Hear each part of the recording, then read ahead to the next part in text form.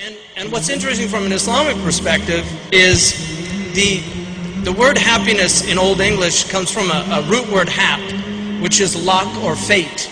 And that's why a hapless person is somebody without any luck. The idea of happiness is that your fate is something that you're actually pleased with. It's rida bil qadar. It's being pleased with what Allah or God has decreed for you. That is true happiness.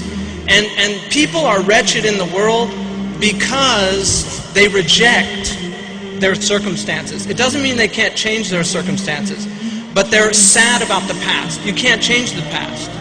So to lose your happiness over what's happened in the past is actually not using the intellect correctly. So the pursuit of happiness is, according to Muslim ethicists as well, is the pursuit of a moral and virtuous life that is something that is pleasing. And the word pleasure, which people associate with happiness, comes from the same root of please.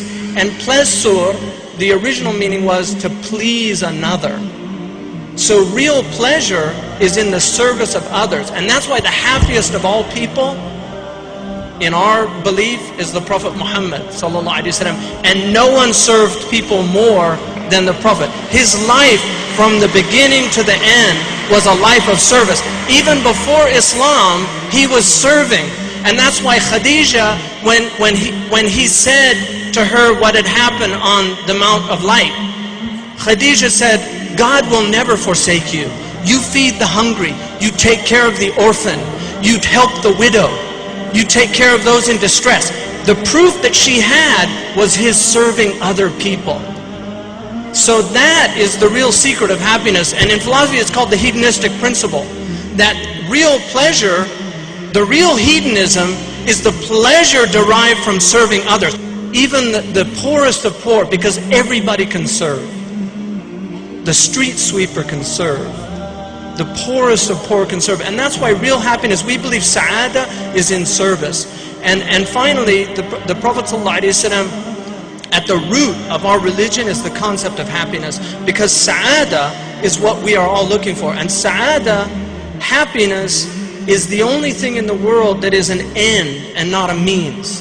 When you ask people, what do you want? Like, I want to be successful. Why? Because I want to make a lot of money. Why? Because I want, it's always something else. But if you ask them, finally, get to the final, they say, because I want to be happy. And then you ask them, why do you want to be happy? There's no reason to be happy. That's an end in itself. And that is indicative of the fact that what we really want is eternal happiness. That's what the human soul is striving for, to be happy eternally.